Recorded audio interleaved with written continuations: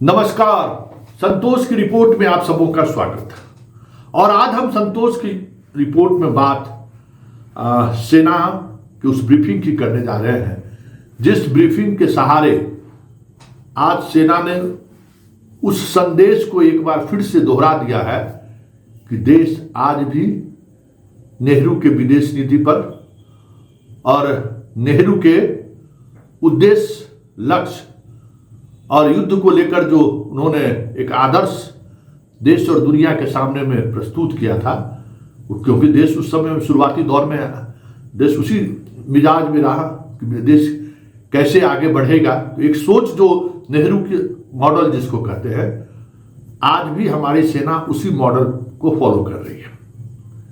थोड़ा अटपटा लग रहा होगा कि संतोष जी क्या बात कर रहे हैं। संतोष जी तो हद कर दिए, लेकिन आज हमारी सेना ने इस बात को बड़ी ही मजबूती से रखा कि हमारा सैन्य अटैक या जो सैन्य बल हमारा है वो मोदी के नक्शे कदम पर नहीं चल रहा है, मोदी के चाहने वाले के नक्शे कदम पर नहीं चल रहा है, मोदी के द्वारा जो नैरेटिव सेट करने की कोशिश की जा रही है उसके सहारे नहीं चल रहा है, जबकि वो चल रहा है हमारे धर्मनिरपेक्षता पर आधारित उस सैन्य बल के सहारे और युद्ध को लेकर जो हमारी नीति रही है शुरू से उस नीति के सहारे।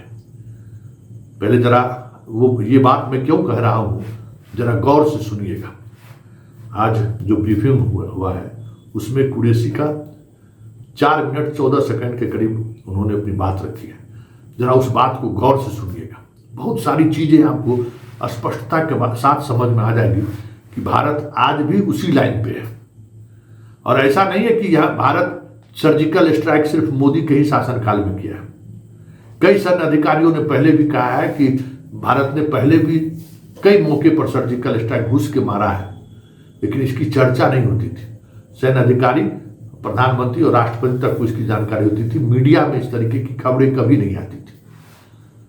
तो जो भारत ने आज दिखाया है दुनिया को कि हम भी ओसामा बिन लादेन को जिस तरीके से अमेरिका ने टारगेट करके मार गिराया, ठीक उसी तरीके से सफलतापूर्वक हम किसी भी देश में आतंकी घटनाओं को अंजाम देने वाले आतंकी के घर पर हमला बोलकर ठिकाने लगा सकते हैं। मेरा मकसद सिर्फ और सिर्फ यही है।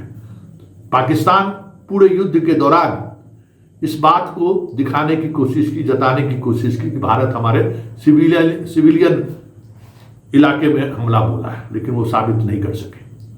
और भारत आज ने भी दिखाया कि किस तरीके से 2 स्कूली छात्र की मौत हुई है उनके उस बमबारी की वजह से। मतलब भारत जिस लाइन पर चला है, मतलब आज़ादी के साथ भारत का जो लाइन विदेश नीति हो या सैन्य नीति रहा है, आज भी उसी नीति पर है, कोई बदलाव नहीं हुआ है। जरा सुनिए 4 मिनट की उस बात को और गंभीरता से सुनिएगा, फिर हम उस पर चर्चा करेंगे कि इसका मतलब क्या है। जरा सुनिए क्या बोली है कुरैशी। 8 से 9 मई 2025 की मध्य रात्रि को पाकिस्तानी सेना ने सैन्य बुनियादी ढांचे को निशाना बनाने के इरादे से पूरी पश्चिमी सेना पर भारतीय वायु क्षेत्र का कई बार उल्लंघन किया। यही नहीं, बल्कि पाकिस्तानी सेना ने नियंत्रण रेखा पर भारी कैलिबर वाले हथियारों से गोलीबारी भी की। अंतर्राष्ट्रीय सीमा और नियंत्रण रेखा पर लेह से लेकर सरक्रीक तक 36 स्थानों पर 300 से 400 लगभग ड्रोनों का इस्तेमाल घुसपैठ का प्रयास करने के लिए किया गया। भारतीय सशस्त्र बलों ने काइनेटिक्स व नॉन काइनेटिक साधनों का उपयोग करके इनमें से कई ड्रोन्स को मार गिराया। इतने बड़े पैमाने पर हवाई घुसपैठों का संभावित उद्देश्य वायु रक्षा प्रणालियों का परीक्षण करना और खुफिया जानकारी इकट्ठा करना था। ड्रोन के मलबे की फोरेंसिक जांच की जा रही है। प्रारंभिक रिपोर्ट्स से पता चलता है कि वे तुर्की के असीस गार्ड सोंगर ड्रोन्स हैं। इसके उपरांत रात में पाकिस्तान के एक सशस्त्र यूएवी ने भटिंडा सैन्य स्टेशन को निशाना बनाने की कोशिश भी की, जिसे पकड़ा गया और उसे निष्क्रिय कर दिया गया। पाकिस्तानी हमले के जवाब में पाकिस्तान में 4 हवाई रक्षा स्थलों पर सशस्त्र ड्रोन्स लॉन्च किए गए। इनमें से एक ड्रोन एडी रडार को नष्ट करने में सक्षम रहा। पाकिस्तान ने जम्मू कश्मीर के तंगधार, उरी, पुंछ, मेंढर, राजौरी, अखनूर और उधमपुर में भारी कैलिबर आर्टिलरी गन और सशस्त्र ड्रोन्स का उपयोग करके नियंत्रण रेखा के पार गोलीबारी भी की, जिसके परिणाम स्वरूप भारतीय सेना के कुछ जवान हताहत हुए और घायल हुए। भारतीय जवाबी कार्रवाई में पाकिस्तानी सेना को भी बड़ा नुकसान पहुंचाया गया। इसके अलावा पाकिस्तान का गैर जिम्मेदाराना व्यवहार फिर से सामने आया। 7 मई 2025 को रात 8:30 बजे एक असफल अकारण ड्रोन और मिसाइल हमला करने के बावजूद पाकिस्तान ने अपना नागरिक हवाई क्षेत्र बंद नहीं किया। पाकिस्तान अपने नागरिक विमानों को ढाल के रूप में इस्तेमाल कर रहा है, जबकि उसे अच्छी तरह से पता है कि भारत पर उसके हमले से हवाई रक्षा की तीव्र प्रतिक्रिया होगी। यह भारत और पाकिस्तान के बीच अंतर्राष्ट्रीय सीमा के पास उड़ान भरने वाले अंतर्राष्ट्रीय उड़ानों सहित नागरिक विमानों के लिए सुरक्षित नहीं है। यहाँ स्क्रीन शॉट में पंजाब सेक्टर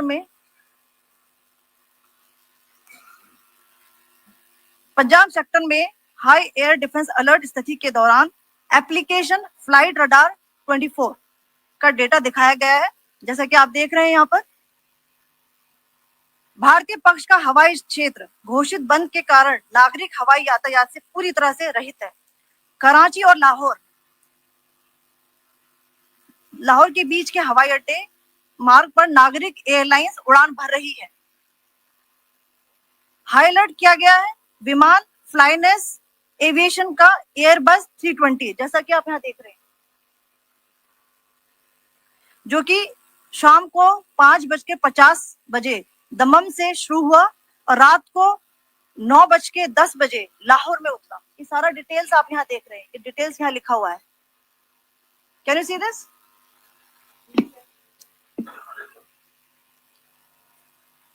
भारतीय वायुसेना ने अपनी प्रतिक्रिया में काफी संयम दिखाया और इस प्रकार अंतरराष्ट्रीय नागरिक विमान सेवा की सुरक्षा सुनिश्चित की। धन्यवाद। जय हिंद। तो आप सुन लिए क्या पॉइंट क्या है कि पाकिस्तान की ओर से लेह से लेकर सरक्रिक तक 36 स्थानों पर 300 से 400 ड्रोन से घुसपैठ का प्रयास किया गया। भारतीय सुरक्षा बलों ने काइटेनिक और नॉन काइटेनिक साथ दोनों का उपयोग कर इसमें से कई ड्रोन को मार गिराया। इतने बड़े पैमाने पर हवाई घुसपैठों का संभावित उद्देश्य, जरा इस लाइन को गौर से सुनिएगा, इतने बड़े पैमाने पर संभावित घुसपैठ का उद्देश्य हवाई रक्षा प्रणाली का प्रशिक्षण करना और खुफिया जानकारी इकट्ठा करना था। अब आप समझ गए ना कि पाकिस्तान ने जो 300 से 400 ड्रोन जो इस देश के अंदर गिराया है, उसका उद्देश्य क्या था? सेना वाला कोई हमला नहीं था, वो सिर्फ लोकेशन जानना चाहता था कि कहाँ हम अगर हवाई हमले करेंगे तो कहाँ से हम पर अटैक हो सकता है। इसलिए भारत कोई जवाबी कार्रवाई नहीं की, इस बात को समझिए। और काइटेनिक और नॉन काइटेनिक तरीके, मतलब जो हमारे पास ऐसे ड्रोन को मारने के लिए जो तकनीक है और फिर जो कौशल है, उसका हमने इस्तेमाल, दोनों तकनीक का हमने इस्तेमाल किया है और उस तकनीक से पाकिस्तान के उस मंसूबे को हमने ध्वस्त कर दिया है। मतलब जो कुछ भी मीडिया के द्वारा दिखाने की कोशिश हुई और जो एक खास पार्टी के आईटी सेल के द्वारा पूरे देश में प्रचारित करने की कोशिश हुई, कहीं दूर दूर तक उसका वास्ता कल के पाकिस्तान के उस ड्रोन अटैक से नहीं था। ड्रोन अटैक का उद्देश्य क्या था वो इन्होंने बता दिया और तुर्की इसके पीछे है ये भी उसने बता दिया। मतलब भारत युद्ध में भी अपने उस नैतिकता का जो पैमाना नेहरू ने खड़ा कर दिया है, उस नैतिकता के पैमाने के साथ आज भी खड़ा है। हम सिविलियन पर वार नहीं करेंगे, हम सेना के सैन्य अड्डे पर भी वार नहीं करेंगे, हम सिर्फ आतंक के अड्डों पर वार करेंगे। वो मेरा अधिकार है और वो हर देश को अपनी सुरक्षा, आतंकी गतिविधियों के खिलाफ कार्रवाई करने का अधिकार हर देश को है। और वो अधिकार मुझे भी है, उस अधिकार के तहत हमने ये कार्रवाई की है। मतलब सैन्य अमेरिका की तरह पेंटागन मोदी के मतलब इस बार पहली बार सेना ने वो बातें कह दी है या उस बात की ओर इशारा कर दिया है कि सरकारें आती हैं जाती हैं, अगर हमें समय, तारीख और जगह तय करने की छूट दी है, जो हर इस मौके पर हमें छूट मिलती है, तो जो देश की जो नीति है, भारत की सेना की जो छवि रही है या काज करने की जो शैली रही है, उससे हम समझौता नहीं करेंगे। चाहे देश का प्रधानमंत्री कुछ भी बोल दे, रक्षा मंत्री कुछ भी बोल दे, गृह मंत्री कुछ भी बोल दे। ठीक उसी तरीके से याद करिए, पिछली बार जब ट्रंप ने बोल दिया था कि हमारा कुत्ता पहुंचकर उसको टारगेट को अचीव कराने में सेना को मदद की, तो पेंटागन ने खंडन कर दिया था। तो आज 3 दिनों के ब्रीफिंग से ये बात साफ हो गई कि जो कुछ भी पॉलिटिकल पार्टी बयानबाजी कर ले, जो भी एक दूसरे को श्रेय देने के होर में जो कुछ भी गॉसिप कर चला दे, हमारी सेना जो है आज भी नेहरू के द्वारा बनाए गए उस नीति के साथ खड़ा है, जिस नीति में युद्ध मेरा धर्म नहीं है। हम युद्ध हम पर कोई थोपेगा तो हम उसका जवाब देंगे, हम आगे बढ़कर युद्ध नहीं करेंगे। यही नेहरू नीति है।